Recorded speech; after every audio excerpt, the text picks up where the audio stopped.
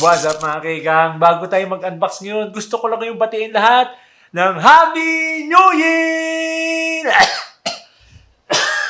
Medyo namamaos pa nga ako ngayon pero at least bumalik na yung boses ko. Pero gusto ko lang kayong pasalamatan mga kahigang sa patuloy niyong pagsuporta sa channel natin. Malapit na rin tayo mag 20,000 subs. Parang kailan lang, hinahabol lang natin yung 10,000. Kaya subscribe na sa mga hindi pa nagsusubscribe pa. Yung nyo na sa akin yan. Bali mga kahigang, dalawa yung i-unbox natin ngayon. Nakita nyo naman sa thumbnail kanina, di ba? So unahin muna natin yung isa kasi ito yung isa sa pinaka-best portable karaoke na makukuha nyo sa Shopee at Lazada ngayon. Ito ang Tilex XM09 Portable Karaoke Machine. Bukod sa napaka-portable nito, napaka-affordable din. Yun yung gustong-gusto natin di ba? So mga kaigang, ito yung packaging niya. Nakalagay dito, wireless, hi-fi sound, high capacity, tsaka Type-C charging. So wala ka naman na makikita dito, kaya i-unbox na natin to. Okay mga kaigang, buksan natin dito sa taas. Nakalagay dito, enjoy, sing with it. Yun, sing. Anyway, buksan natin dito sa taas. Okay, dito sa loob, yun, nakalagay yung styro, yan. Tapos, nandito na rin yung mic niya. Okay, tabi muna natin dito. Tapos, nandito na kagad yung portable karaoke machine. Napakaliit lang niya. Okay, Type-C cable, tsaka manual. Okay, tabi muna natin to.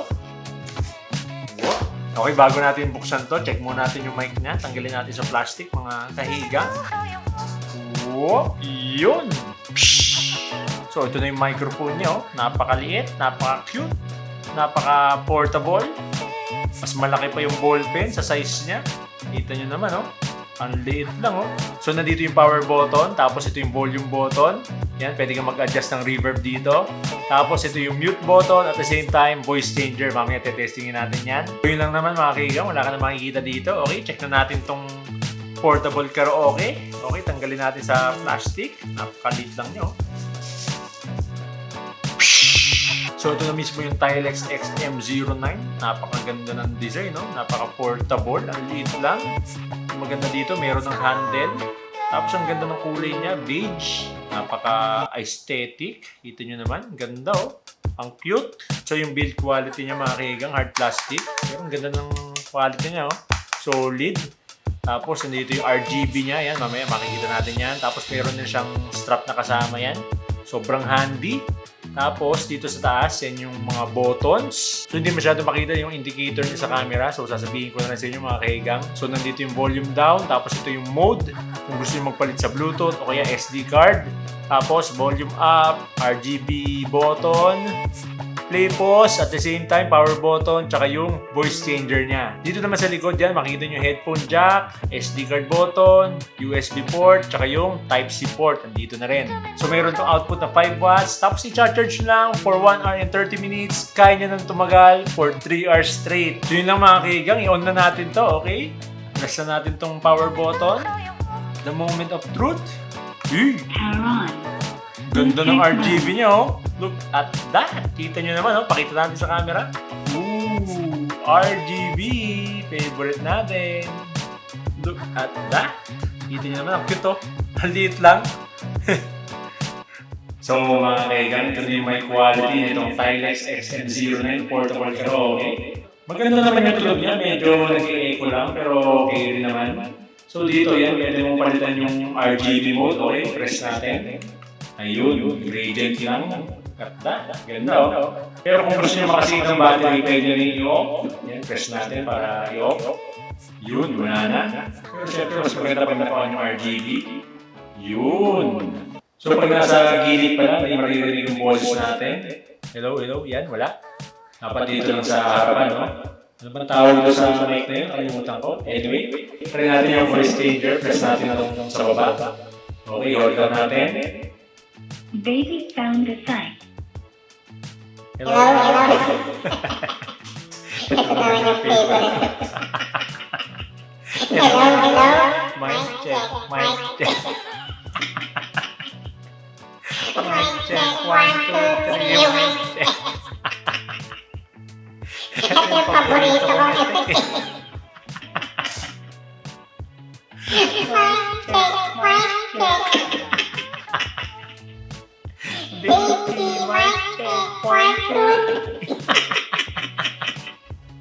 Pakita na natin ito. On lang natin. So yun mga kaigang, naka-pair na itong Tilex XM09 dito sa phone natin, no? So napakadali lang i-pair nito kasi on nyo lang yung Bluetooth ng phone mo, automatically mag-pair na sila. Pagdating naman dito sa mic, on nyo lang yung microphone nito, automatically mag-pair na dito sa Tilex XM09 Portable Karaoke natin. So yun lang mga kaigang, mag-play tayo ng music dito para marinig natin yung music quality nito. Okay, tax natin. Pwede na. Lakas na rin ha, kahit maliit. So yun yung music quality niya, no? Sound quality pala. Di naman siya sabog. Ang ganda ng sound niya, pinong-pino. Pwede. Yung isa pa magandang feature nitong Tilex XM09 mga kaigang, pwede mong tanggalin yung vocals sa music na pinapatugtog mo. Siyempre, di ba, karaoke nga, gusto mo -1, yung boses mo lang yung maririnig. Okay, sample lang na natin, no? Play tayo dito ng music. Yan, naririnig ko yung boses ni JK dito. Yan. Tapos, gusto natin tanggalin yung vocals niya. Okay, try natin. So yun mga kaigan, tanggalin na natin yung vocals. Gawin natin -1. Press lang natin yung button dito sa mic. Ito, yung sa baba. Turn on vocal cut. Ayun, hindi ko lang masyadong maintindihan dito kung anong sinabi niya, pero naka -1 na to. Okay, play natin. Yun o, nawala na. Tayo na lang yung maririnig dyan. Parang naging instrumental siya lang siya, no? Automatic. Yan, naging -1 na. O, di ba? Pwede ka na mag-karaoke, mga kahiga. Nice! Ganda, ha? Kaya hindi na ako magtataka kung bakit ang daming kumukuha nito dahil din doon sa -1 feature niya. Isa pa doon ay napaka-portable. Kita nyo naman, napaka-convenient. Meron pang strap, tapos meron pang RGB. At syempre, makukuha nyo lang to for only 755 pesos. Pero nag-iiba-iba kasi ng presyo to kasi madalas sila mag-sale. Kaya check nyo lang yung pin comment sa baba. Okay mga kaigang, check naman natin yung isa pang best-selling na speaker ng Tilex. No? Tabi muna natin itong Tilex XM09. Napakagandang portable karaoke. Okay mga kaigang, check naman natin itong isang Bluetooth speaker ng Tilex. Itong Tilex XM20 Bluetooth speaker. Isa din to sa mabili sa Shopee at Lazada eh. Pero yun nga, madalas nagbabago ng presyo kasi madalas sila nagsisale. Kaya check nyo lang yung pin comment sa baba. So yun mga kaigang, wala naman tayong makikita dito. Kaya unboxan natin tong Tilex XM20. Okay, buksan natin dito sa taas. Whoop! Yun. Okay, nandito ka agad yung audio jack. Ayan, dito. Tapos, styro. Manual. Type-C port. Ayan, Type-C port. Type-C cable pala. Tapos, andito na mismo yung Tilex XM20. Naka-plastic pa. Yun. Okay, may makikita pa tayo sa box? Okay, wala na. Tabi muna natin to. Okay, tanggalin natin sa plastic. Dahan-dahan. Whoop! Yun! So, yung build quality niya, hard plastic. So, meron na ring handle kaya hindi mahirap pitpitin. Tapos, meron na ring stand dito sa baba. At ang liit, parang maliit na party box. Kita nyo naman. So, itong Tilex XM20, yung layout niya parang pinaliit na party speaker. Di ba yung mga JBL, Tronsmart, yung mga nakikita natin na party speaker, ganito yung layout. Ito parang pinaliit siya. Tapos dito sa taas yan, makikita natin yung Tilex logo, tsaka yung patungan na cellphone dito. Dito nyo nalagay yung cellphone nyo. Tapos volume knob. Mode button kung gusto nyo baguhin sa Bluetooth o kaya SD card.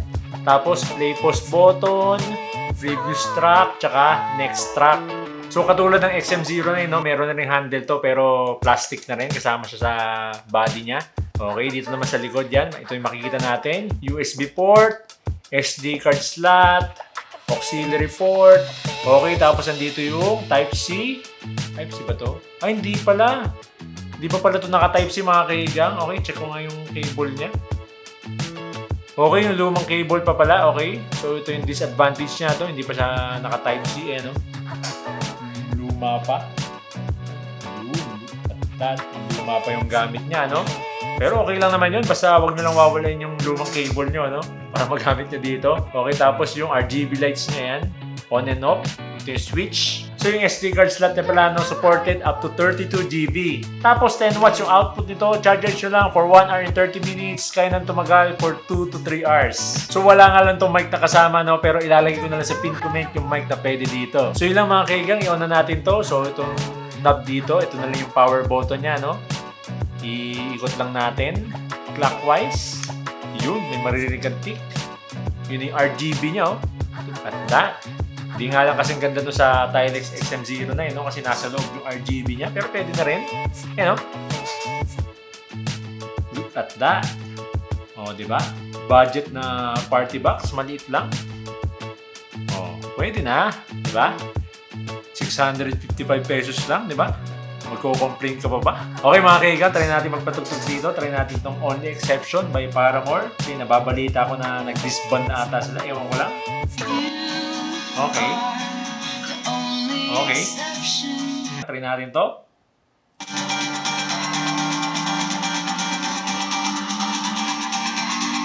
Okay.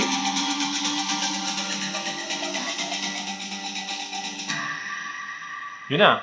Bass drop.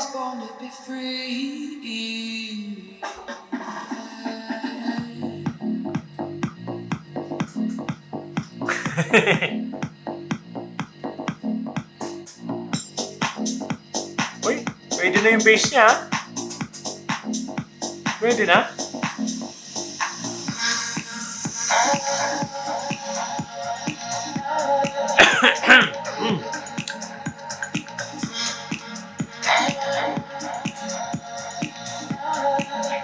Pwede na, pwede. Parang doon nakafocus yung speaker niya no, sa bass. Sa vocals, tsaka mids, hindi masyado. Bass lang. Lakasan pa natin mga kahigang.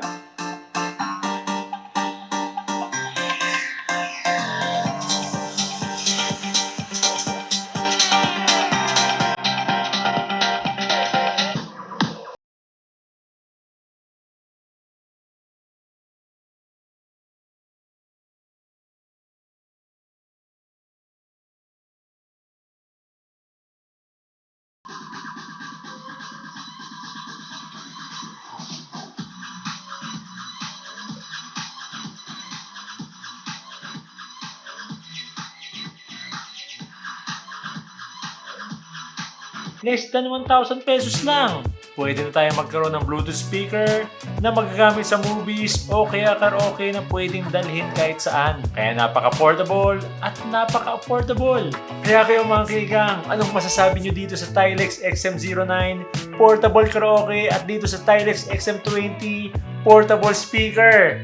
Comment down below at Happy New Year! Woo!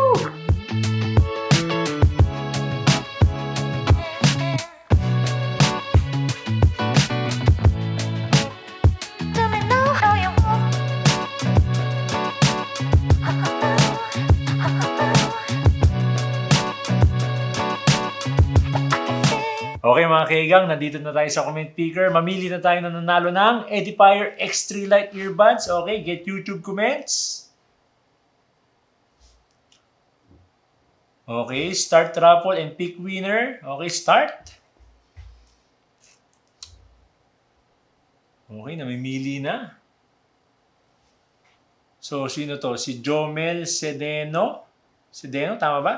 Super solid ng Edifier X3 kasi marami siyang features na wala sa iba like dust and water resistance pa and very aesthetic design. Matagal, malobat. So, congratulations, Jomel Sedeno. Yan. Yun. Okay, paki-message ako sa Facebook page natin. Ito. Nandito sa link na yan. Paki-message na lang ako, no? Okay, pick pa tayo ng isang winner para doon sa headphones naman. Okay, paste link.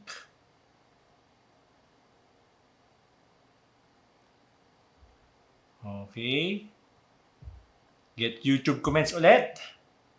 Dito naman sa headphones. Sa Edifier headphones natin. Okay yan. Start raffle and pick winner. Start.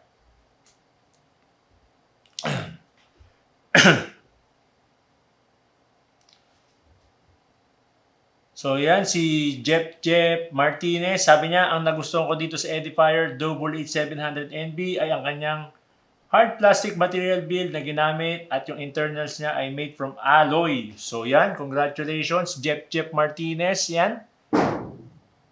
Message nyo ako sa Facebook, no? Yan, yung link. So within 24 hours, no? Pag 6 p.m. bukas ng December 30, wala pa nag-message sa akin. Sorry, hindi na natin ipaparapol, no? Okay, Happy New Year mga kaigang at congratulations sa mga nanalo.